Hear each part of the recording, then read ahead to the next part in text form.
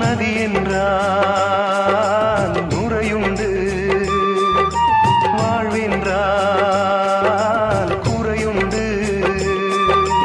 ஐப்பசி வந்தால் அடைமழை காலம், சிலராயுள் முழுதும் ஐப்பசி